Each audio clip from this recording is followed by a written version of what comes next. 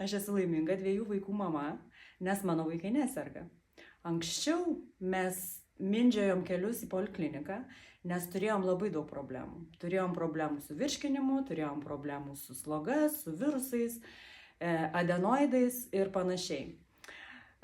Ir kai mus jau siuntinėjo nuo vieno gydytojo prie kito ir nerado priežasties, dėl ko visa tai vyksta, mes atradom netikėtai vieną sprendimą, kuris išsprendė visas problemas, kas tai buvo susijęs su imunitetu, su virškinimu ir panašiai.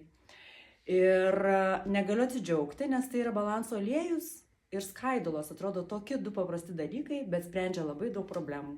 O mano vaikai tai pyksta, nes kai jų bendraklasė gali praleisti pamokas, kai serga, jie turi eiti į mokyklą. Man kaip mamai tai labai gerai, nes mano vaikai neserga.